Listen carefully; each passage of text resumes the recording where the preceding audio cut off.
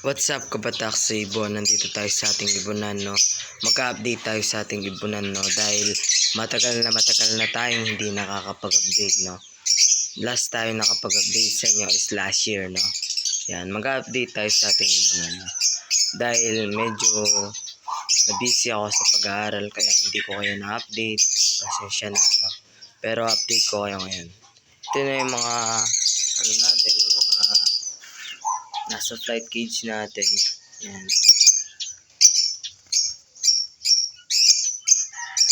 Medyo kumonti na nga sila eh.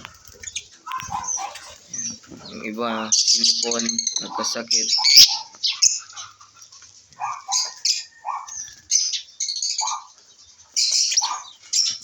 Ito pa yung batch natin. Nandyan pa.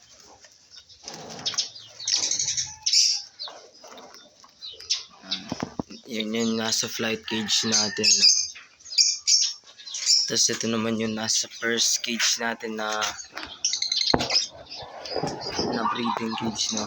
Yan. Ito yung Alps 1. May egg sila ngayon.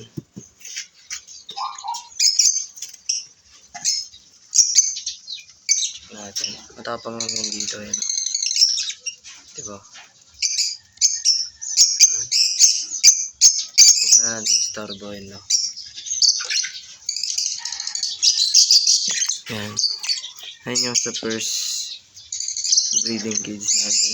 Ito naman sa pangalawang breeding cage natin. Ito yung good news kabatak. Dahil yung ating green split opa, naglabas siya ng visual opa. Yan yung anak niya, yun no. Yan. Visual opa yan. Yun no. Visual opa. Yung mga kapatid niya yan, matic is split opa no. Yan. May kapatid pa sila. Ito oh. Kabatak. Tingnan nyo. Sobrang liit niya. Ayan yung kapatid niya. Ang liit niya oh. Oh. Pero hindi siya pinilipad. Sana tapong.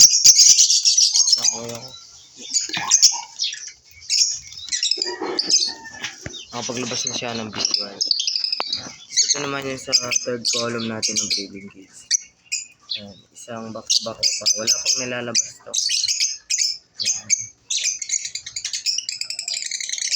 Pero nag-ano na sila. Nag-nesting. Yan. Tapos ito yung anak ng Alps 1. Nakakalipat ko lang sa ilap pa.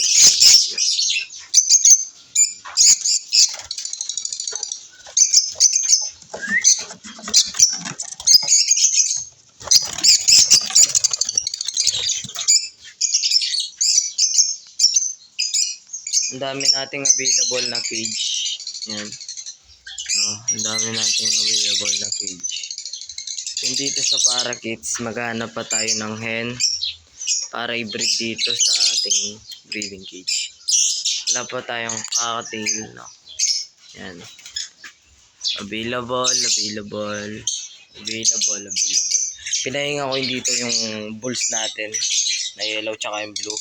Pinahinga ko muna sa breeding. Yan. Pinahinga ko muna sila, no? Tapos, yun yung update natin yung kabatak, no? Ililipat ko na rin to sa flight cage natin. Kasi, medyo malalakas na rin sila. Kaya ililipat ko na rin. Yan muna yung update natin kabatak, no? Maraming salamat sa suporta. Peace out kabatak sa ibon.